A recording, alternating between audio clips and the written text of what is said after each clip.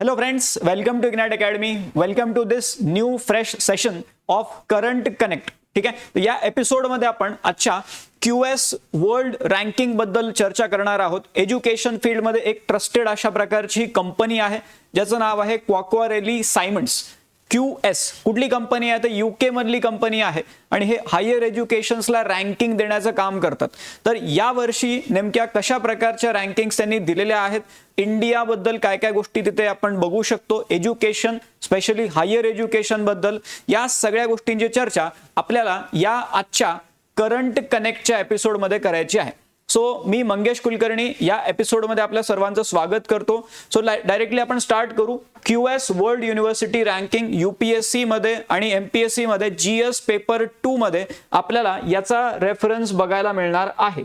So बातमी काय होती तर आपल्याकडे यावेळेस 2026 ची जी रँकिंग आलेली आहे तर इथे जवळपास 1500 टॉप युनिव्हर्सिटीजला रँक केलं जाते या रँकिंगमध्ये आणि त्यामध्ये भारताचे पहिल्यांदाच 50 पेक्षा जास्त युनिव्हर्सिटीज ज्या आहेत त्या या टॉप 1500 मध्ये आलेल्या आहेत. स्पेसिफिकली 54 युनिव्हर्सिटीज आहेत ज्या या टॉप 1500 मध्ये आपल्याला बघायला मिळतात. सो ही जी रँकिंग आहे क्वाक्वारेली सायमंड्स ही कंपनी आहे QS नावाची, त्यांनी दिलेली ही रँकिंग आहे आणि त्यामध्ये आपल्याला इंडियाचे 50 पेक्षा जास्त युनिव्हर्सिटीज टॉप 1500 मध्ये दिसतात. टॉप 5 ग्लोबल लेवलवरती जर बघितलं तर कोणत्या कोणत्या युनिव्हर्सिटीजला टॉप 5 मध्ये तिथे जागा मिळालेली आहे QS 2026 च्या रँकिंग मध्ये. एक आहे MIT Massachusetts institutes of technology, दुसऱ्या नंबरला येतंय इम्पेरियल कॉलेज लंडन, तिसऱ्या नंबरला आहे युनिव्हर्सिटी ऑफ ऑक्सफोर्ड, चौथ्या नंबरला हार्वर्ड युनिव्हर्सिटी आणि पाचव्या नंबरला युनिव्हर्सिटी ऑफ कॅम्ब्रिज. या पहिल्या 5 युनिव्हर्सिटीज आहेत या रँकिंगमध्ये. आता अजून एक प्रश्न तुम्हाला पडला असेल, आता तर 2025 चालू आहे तर मग हे 2026 च्या रँकिंग कसं काय आल्या तर 2026 यासाठी कारण या प्रिसिडिंग इयर मध्येच रिलीज होत राहतात. कारण काय की या वर्षी जर आता या रँकिंग दिल्या तर जे विद्यार्थी आहेत त्यांना एक इन्फॉर्म्ड चॉईस, त्यांची इन्फॉर्म्ड डिसिजन त्यांना घेता येऊ शकेल किंवा मला पुढच्या वर्षी किंवा आता मला ऍडमिशन घ्यायची आहे तर नेक्स्ट इयरसाठी कोणती बेटर इन्स्टिट्यूट तिथे राहू शकेल. सो त्यामुळे किंवा त्या विद्यार्थ्यांना निर्णय घेता यावा यासाठी 2026 च्या रँकिंग 2025 मध्ये आलेल्या आपल्याला दिसतात. ठीक आहे, आणि त्या केसमध्ये काय काय महत्त्वाचे मुद्दे आपल्याला या रँकिंग मध्ये बघायला मिळाले. पहिले तर भारतामधून 54 युनिव्हर्सिटीज आहेत ज्या या QS वर्ल्ड युनिव्हर्सिटी रँकिंग मध्ये आलेल्या आहेत आणि 4th मोस्ट रिप्रेझेंटेड कंट्री झालेली इंडिया. या यादीमध्ये 4था असा देश ज्याचे सगळ्यात जास्त युनिव्हर्सिटीज या रँकिंग मध्ये आहेत. पहिल्या नंबरला युनायटेड स्टेट्स आपल्याला दिसते, US मधून 192 युनिव्हर्सिटीज या यादीमध्ये आहेत. दुसऱ्या नंबरला UK आहे, तिथून 90 युनिव्हर्सिटीज या रँकिंग मध्ये आहेत.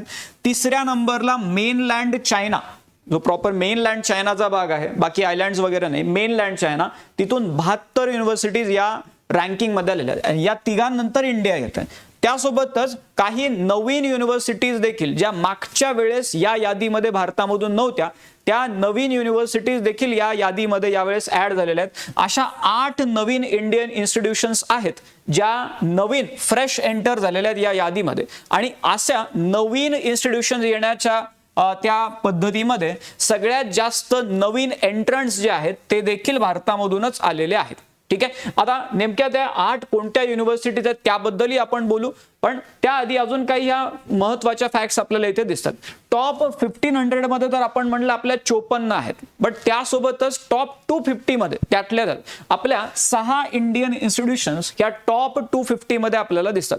आपल्याकडून बघितलं तर IIT दिल्ली जे आहे ते टॉप रँक्ड या यादीमध्ये आपल्याला भारतामधून बघायला मिळते. IIT दिल्ली इथे किती रँक आहे तर 123 रँक आलेला यावेळेस IIT दिल्लीचा आणि जे QS 2025 ची रँकिंग होती त्यामध्ये 150 रँक होता.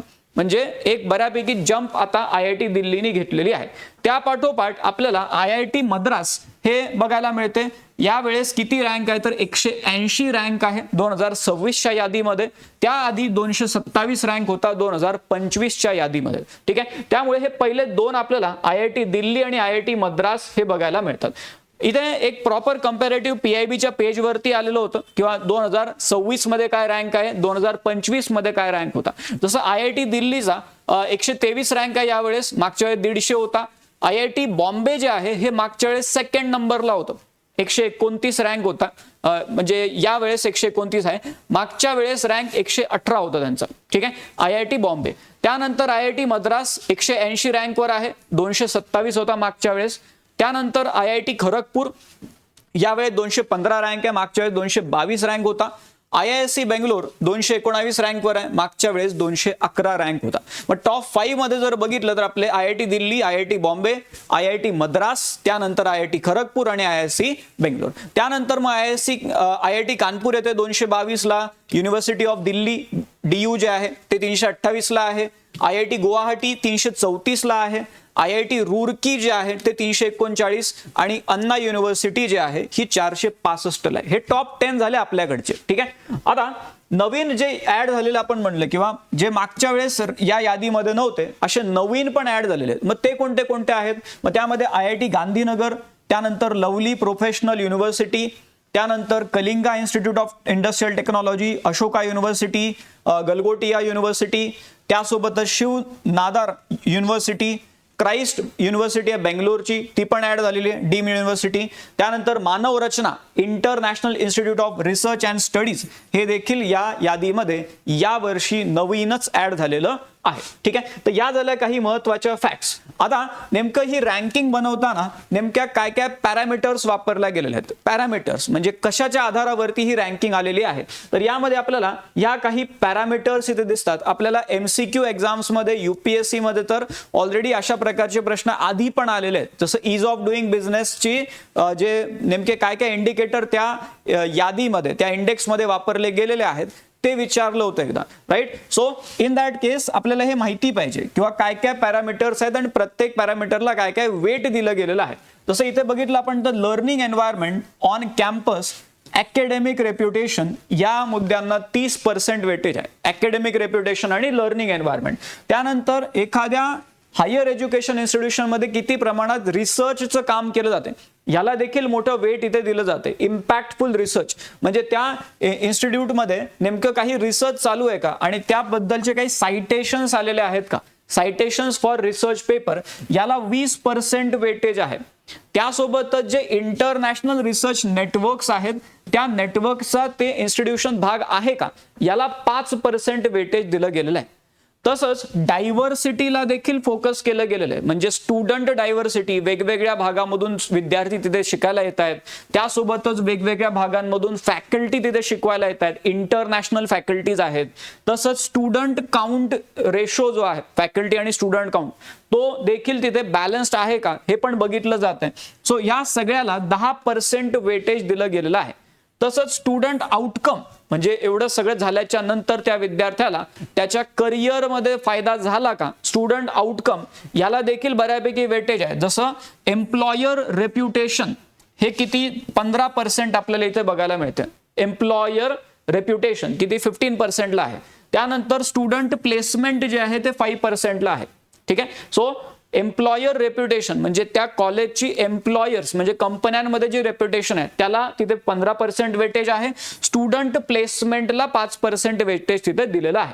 देन कॅम्पस सस्टेनेबिलिटी म्हणजे त्या कॅम्पसच्या भागामध्ये आपण म्हणतोय फक्त किंवा सस्टेनेबिलिटी रिलेटेड काही इनिशिएटिव्ह घेतले जातात का, एन्व्हायरमेंटल सस्टेनेबिलिटी, ग्रीन इनिशिएटिव्ह घेतले जात आहेत का, याला पण 5% वेटेज दिलं गेलेलं आहे, ठीक आहे. सो हे लक्षात ठेवायचं. Learning environment, impactful research, diversity, international faculty आणि स्टुडंट्स तिथे येतात का ते बघितलं जातंय. स्टुडंट आउटकम्स कसे आहेत, कॅम्पस सस्टेनेबिलिटी कशी आहे, या पॅरामीटर्स वरती या युनिव्हर्सिटीजला रँक केलं गेलेलं आहे. मग आता आपण म्हणतो की टॉप 1500 मध्ये आपल्या किती 54 युनिव्हर्सिटीज आलेल्या. मग याचा अर्थ आपल्याकडे हायर एज्युकेशनची सिच्युएशन इम्प्रूव्ह होती आहे का हा एक प्रश्न राहू शकतो. तर येस आणि नो असे दोन्ही उत्तरं राहू शकतात. कारण पहिले तर काय की ज्या युनिव्हर्सिटीजला रँक मिळालेला आहे त्यांच्याबद्दल जर बोललो आपण तर पॉझिटिव्ह दिसतात. But what about those which are not part of this ranking, right. तो एक मुद्दा तर आहेच. बट एक इथे काय बघायला मिळालेलं आहे किंवा स्टुडंट टू फॅकल्टी रेशो जो आहे, स्टुडंट टू फॅकल्टी रेशो यामध्ये नक्कीच ज्या युनिव्हर्सिटीजनी इम्प्रूव्हमेंट केलेली आहे त्यांना या रँकिंगमध्ये जागा मिळालेली आहे, राईट. सो इथे जर बघितलं तर अशोका युनिव्हर्सिटीचे एक्झाम्पल त्यांनी दिलेले की जनरली काय होते student to faculty ratio average भारतामध्ये किती आहे तर 19 आहे. ठीक आहे, 19चा हा रेशो आहे. पण जर आपण बघितलं तर ग्लोबल लेवलवरती जे रेकमेंडेड आकडा आहे तो किती आहे, तर 10 ते 15 दरम्यान स्टुडंट टू फॅकल्टी रेशो असला पाहिजे. आता अशोका युनिव्हर्सिटीने तिथे हा रेशो त्यांचा ॲव्हरेज आपले 19 आहे, तर त्यांनी त्यांचा इम्प्रूव्ह केला होता आपल्या नॅशनल ॲव्हरेजपेक्षा. त्यांच्याकडे 11.5चा स्टुडंट टू फॅकल्टी रेशो आहे, which is within that recommended bracket. आणि त्यामुळे अशोका युनिव्हर्सिटी या QS रँकिंगमध्ये आपल्याला दिसते. म्हणजे याचा अर्थ ज्या युनिव्हर्सिटीज इम्प्रूव्हमेंट करतायत त्यांना या प्रकारचं तिथे रँकिंगच्या थ्रू रेकग्निशन मिळतंय, राईट. सो तो एक भाग झाला. तसं अजून एक काय होतं की ग्लोबल लेवलवरती जे हायर एज्युकेशन इन्स्टिट्यूशन्स आहेत त्यांच्यामध्ये रिसर्चचं देखील काम चालतंय. But in case of India हे याला असं वेगळं बघितलं जातं की रिसर्चच्या वेगळ्या इन्स्टिट्यूशन असतील, हायर एज्युकेशनच्या वेगळ्या असतील. त्यामुळे तो एक भाग आपल्याला लॅगिंग बघायला मिळतो किंवा आपल्याकडे रिसर्चवरती एज्युकेशनल इन्स्टिट्यूशन्स मध्ये फोकस होत नाही. बट आता रिसेंट टाइम्स मध्ये जर बघितलं तर सिच्युएशन भारतामध्ये बदलतीये. बरेचसे IITs आहेत, आयसर्स आहेत, त्यासोबतच प्रायव्हेट बाकी इन्स्टिट्यूशन्स आहेत ज्या त्या एज्युकेशन इन्स्टिट्यूशन्समध्ये अटेन्शन देत आहेत फॉर रिसर्च. त्यामुळे तो एक भाग इथे त्यांनी सांगितलेला आहे. किंवा 2 मुद्दे येतात. हे कुठे आलेलं होतं जे आपण बोलतोय, this is one of the article in the Hindu, right. So तिथून आपण हे घेतलेलं आहे. मग आता नेमकं आपल्या युनिव्हर्सिटीज अजून कशा पद्धतीने बेटर करू शकतात, मग काय काय पॉसिबल प्रॉस्पेक्ट्स राहू शकतात किंवा ज्याच्याने आपण आपले हायर एज्युकेशन्सला अजून बेटर करू शकतो. कारण काय किंवा एक महत्वाचा मुद्दा आपल्याला दिसतो किंवा destiny of a nation is shaped in its classroom, right. आणि त्यामुळे जर एखाद्या देशाला पुढे जायचं असेल तर त्या देशामधल्या एज्युकेशन सिस्टीमवरती खूप जास्त फोकस करणं गरजेचं आहे. आता याच टायटलचा UPSC मध्ये एक एसे पण आलेला होता, right. So that means that this is quite important topic. आता यामध्ये जर बघितलं how can universities fare better then, अजून काय करू शकतात. पहिले तर ग्लोबल रिसर्च नेटवर्कचा भाग होणं गरजेचं आहे त्या युनिव्हर्सिटीजला. आणि इनफॅक्ट आपण बघतो की भारतामध्ये फॉरेन युनिव्हर्सिटीज येणं, आता आपण बघतो ना कॅम्पस त्यांचे ओपन होत आहेत, ही एक त्या प्रोसेस मधली गोष्ट आपल्याला दिसू शकते किंवा त्या ग्लोबल रिसर्च नेटवर्कचा आपण भाग होऊ शकतो. सो रिसर्च कोलॅबोरेशन चांगले करणं त्यामध्ये गरजेचं आहे विथ इन्स्टिट्यूशन्स वर्ल्ड वाईड. त्यासोबतच हायर क्वालिटी फॅकल्टी, मग ते टीचिंग म्हणा, रिसर्च म्हणा, दोन्ही पर्स्पेक्टिव्हनी चांगले फॅकल्टीज हायर करा. त्यानंतर promote internationalization. We are not saying किंवा पूर्ण प्रायव्हेटायझेशनच आपण म्हणतोय, बट प्रमोट इंटरनॅशनलायझेशन. त्यासाठी इंटरनॅशनल स्टुडंट आणि फॅकल्टीजला इंडियन युनिव्हर्सिटीजमध्ये आणण्याचा प्रयत्न करा. त्यासोबतच इंडस्ट्री लिंकेजेस वाढवा, जेणेकरून स्टुडंट जे आहेत त्यांना इंडस्ट्रियल एक्सपोजर चांगलं मिळेल आणि त्यामुळे एम्प्लॉयमेंट ऑपॉर्च्युनिटीज क्रिएट होतील, right. Then focus on sustainability, जो या रँकिंगचा पण एक पॅरामीटर आहे. Special attention to environmental sustainability and green initiatives on campus, ज्याच्याने एक चांगलं फ्युचर तिथे आपण देण्याचा प्रयत्न करू शकतो. जे आपण आता बोललो की युनिव्हर्सिटीज भारतामध्ये पण येत आहेत. सो 15 अजून युनिव्हर्सिटीज येणार आहेत इंडियामध्ये या अकॅडमिक इयरमध्ये, म्हणजे त्यांचे कॅम्पसेस भारतामध्ये ओपन होणार आहेत. जसं आता लिव्हरपूल युनिव्हर्सिटीने रिसेंटली आता त्यांना परमिशन मिळालेली आहे UGC कडून आणि ते त्यांचा बेंगलोरमध्ये कॅम्पस ओपन करणार आहेत. ऑलरेडी मुंबई, नवी मुंबईच्या भागामध्ये 5 युनिव्हर्सिटीजनी त्यांचा कॅम्पस तयार केलेला आहे. जसं युनिव्हर्सिटी ऑफ यॉर्क आहे UKची, त्यानंतर युनिव्हर्सिटी ऑफ वेस्टर्न ऑस्ट्रेलिया यांनी ऑलरेडी कॅम्पस केलेलं आहे आणि ते म्हणलेले चेन्नईमध्ये आम्ही पुढच्या वर्षी करतो म्हणून कॅम्पस. युनिव्हर्सिटी ऑफ ॲबरडीन आहे UK मधली, तसंच Illinois institute of technology USA मधली आणि IED ही इटली मधली एक इन्स्टिट्यूट आहे, ती देखील त्याचं कॅम्पस भारतामध्ये त्यांनी ओपन केलेलं आहे. या सगळ्या कॉन्टेक्स्टमध्ये मग हे QS रँकिंग आणि overall higher education in India या पर्स्पेक्टिव्हनी हा टॉपिक खूप जास्त महत्वाचा होतो, राईट. आता ऑलरेडी आपण या आधी एपिसोड 1 जो घेतला होता त्यामध्ये आपण GI टॅक्स बद्दल बोललो होतो आणि हा आता दुसरा टॉपिक झाला आपला. आता असेच टॉपिक आपण या प्लॅटफॉर्मवरती रेग्युलरली डिस्कस करत राहू.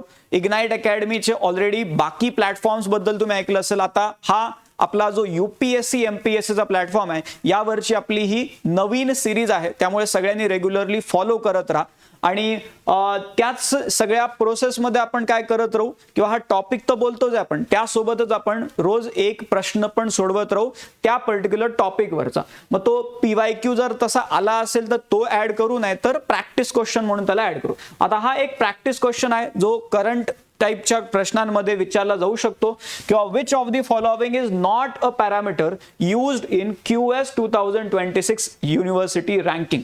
Student outcomes, international research network, campus infrastructure size आणि कॅम्पस सस्टेनेबिलिटी. सो कोणता पॅरामीटर या रँकिंग मध्ये आलेला नाहीये, तर कोणता पॅरामीटर आहे, येस उत्तर तुम्ही सांगायचं आहे, कोणता पॅरामीटर नाहीये. ठीक आहे, काय असणार आहे हे तुम्ही सांगायचं. ठीक आहे, सो तो एक प्रश्न झाला जो प्रिलिम्सच्या कॉन्टेक्स्ट मध्ये आपल्याला दिसतो. त्यानंतर मेन्स रिलेटेड ऑलरेडी हा प्रश्न आलेला आहे 2015 मध्ये. आता आपण बोललो किंवा फॉरेन युनिव्हर्सिटीज त्यांचे कॅम्पस इंडियामध्ये ओपन करतायत, पण ऑलरेडी 2015 मध्ये UPSCनी GS पेपर 2 मध्ये हा प्रश्न विचारला होता मेन्स मध्ये. 12.5 मार्काला 200 शब्दामध्ये हा प्रश्न होता. So the quality of higher education in India requires major improvement to make it internationally competitive. Do you think that the entry of foreign educational institutions would help improve the quality of higher and technical education in the country?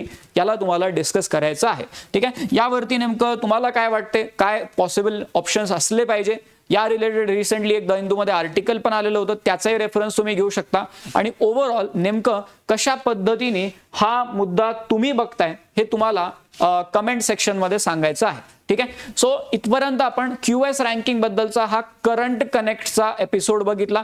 तुम्हाला हे session आवडलं असेल तर या सेशनला like करा, या व्हिडिओला share करा, चॅनलला सबस्क्राईब करा आणि तुम्हाला हा सेशन कसा वाटला याबद्दल कमेंटमध्येही मला सांगा. ठीक आहे, आता आपण इथे थांबू, पुढच्या एपिसोडमध्ये भेटू अशाच काही इंटरेस्टिंग गोष्टी घेऊन. Thank you very much.